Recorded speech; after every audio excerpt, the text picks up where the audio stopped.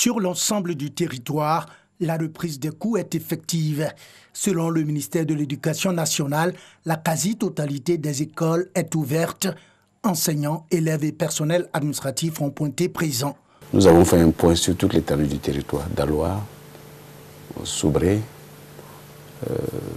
Yamsokro, Odjéné, et même Abidjan.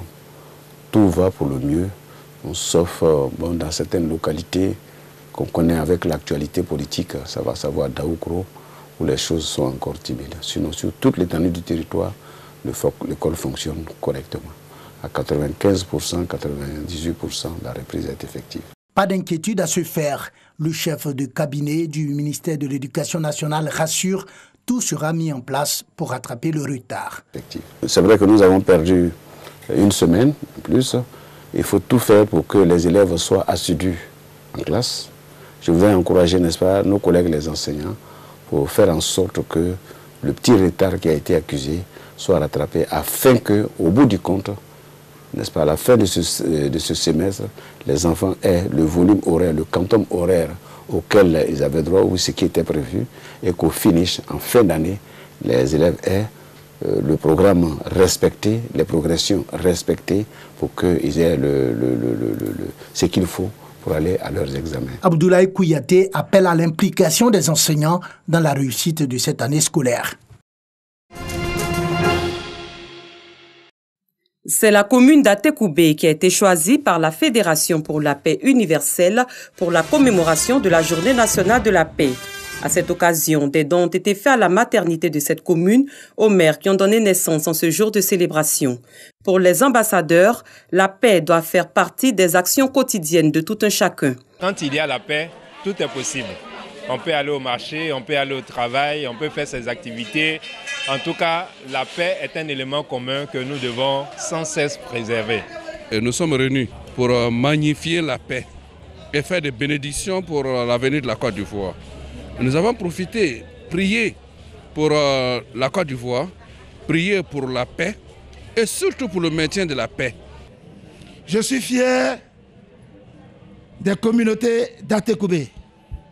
Je suis fier des religieux d'Atekoubé, des jeunes et des femmes d'Atekoubé. Je suis fier du Conseil de paix d'Atekoubé. Je suis fier de votre engagement.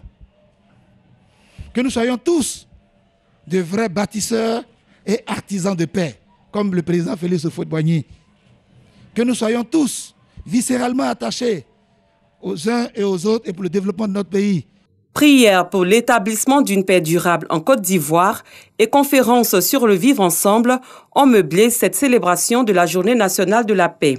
Dans les prochains jours, la Fédération pour la paix universelle va sillonner les villes de l'intérieur du pays pour sensibiliser à la paix et la cohésion sociale. Migration et cohésion sociale en période de conflit. Retour d'expérience en Côte d'Ivoire et ailleurs. C'est autour de ce thème que le collectif des associations et mouvements de la jeunesse burkinabé vivant en Côte d'Ivoire célèbre sa 6e édition de la Journée de la paix dans la commune d'Atekoubé. Objectif, appeler la jeunesse burkinabé à contribuer à la paix dans leur pays d'accueil. Migration parce que nous sommes une forte communauté vivant ici en Côte d'Ivoire. Et cohésion sociale parce que nous en avons besoin. Donc pourquoi ne pas vraiment prôner cette paix-là en parlant de cohésion sociale? Pour que chaque Burkinabé, partout où il se trouve ici, comprenne que sans la paix on ne peut rien et que chacun doit absolument cultiver cette paix-là. On a besoin quand même de cohésion sociale et de communiquer entre nous, communautés, pour apaiser quand même les tensions. Cette cérémonie soutenue par le consul du Burkina en Côte d'Ivoire a été l'occasion pour Paulin Claude Danho, maire de la commune d'Atekoubé, d'appeler la communauté burkinabé à œuvrer en faveur de la paix, tant recherchée sur tous les continents. Lorsqu'on parle de paix, c'est universel. Donc le Burkina Faso se sent concerné. Et comme les autorités ivoiriennes ont interpellé tous les habitants en Côte d'Ivoire, c'est sans distinction aucune. Voilà pourquoi nous sommes là pour accompagner toute initiative allant dans le sens de la consolidation de la paix. Quant à Patrick Anderson Badi, conférencier du jour, il a invité les 3 millions de Burkinabés vivant sur le sol ivoirien à définir le rôle qu'ils peuvent jouer pour une paix durable. Les leaders d'associations présents à cette commémoration de la journée de la paix s'engagent à leur tour à servir de relais auprès de leurs communautés respectives. Le Mali rend un hommage national à l'ancien président Amadou Toumani Touré, décédé la semaine dernière. La dépouille de l'ex-président a été lentement conduite au centre de la place d'armes du génie militaire à Bamako. Amadou Toumani Touré, décédé à l'âge de 72 ans, il a dirigé le Mali entre 1991 et 1992 et a été son président de 2002 à 2012.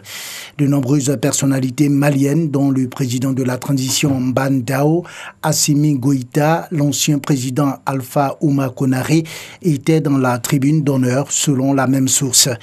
Les premiers ministres du Niger et de Guinée-Bissau et des représentants des gouvernements de la sous-région étaient également présents. La cérémonie doit s'achever par un défilé de troupes terrestres et aériennes. Amadou Toumani Touré reste aux yeux de nombreux Maliens le militaire qui a mis le pays sur la voie de la démocratie en 1992. Sa présidence s'est achevée par un putsch en 2012. Dans la capitale ghanéenne, le souvenir de Jerry Rawlings est dans tous les esprits. Certains disent toujours être choqués par la disparition de l'ex-président. C'est un grand choc pour tous les Ghanéens. Personne ne le savait. Nous venons d'apprendre la nouvelle. Mais cet homme est un homme bon. C'est un bon leader. Je me souviens que j'ai voyagé au Nigeria un jour et les Nigérians disaient « Si nous avions des gens comme Rawlings dans ce pays, le Nigeria sera un meilleur pays. » C'est une surprise, un grand choc pour nous. Nous avons appris la nouvelle et c'était comme à l'époque de la mort d'Evan Atta Mills, un autre ancien président du Ghana. Quand nous avons vécu un changement du climat. Et ce changement de climat signifie en quelque sorte qu'une personnalité importante nous a quittés. Il va vraiment nous manquer. Auteur de 2 coups d'État, le premier en 1979 et le second en 1981, Djidji, comme l'appelaient affectueusement ses compatriotes, a conquis le cœur des Ghanéens.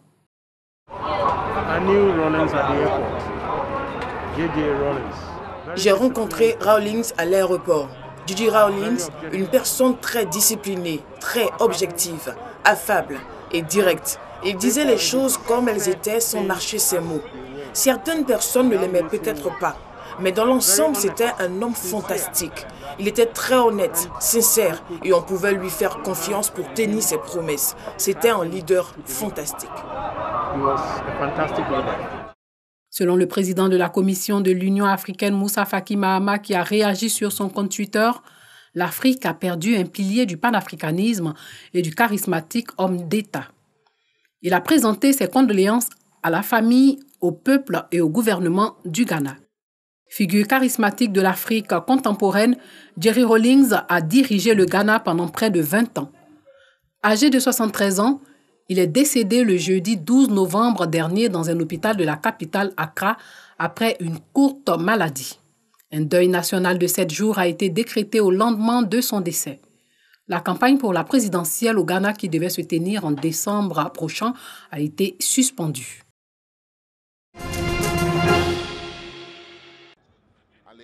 Avec son succès 2-1 lors des lattes 1 de la double confrontation face à Madagascar, le 12 novembre dernier, la Côte d'Ivoire s'est emparée de la première place du groupe K avec 6 points.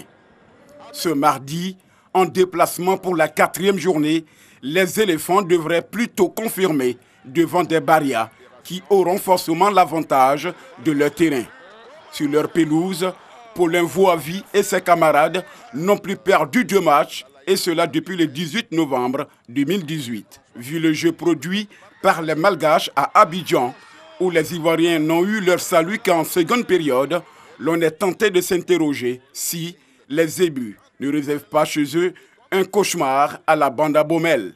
Les Barias sont désormais talonnés par l'Éthiopie et le Niger.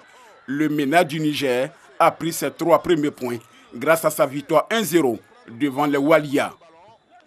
Bien que plusieurs observateurs s'accordent à prédire une contre-performance des éléphants, à l'heure, Pépé ou encore Boli et les autres éléphants semblent tous prêts à donner le meilleur d'eux-mêmes. Avec cette détermination, ajoutée au statut mondial de nos pachydermes et l'avantage de succès des Ivoiriens lors des confrontations entre ces deux pays, la Côte d'Ivoire doit pouvoir créer la surprise à Tamatave.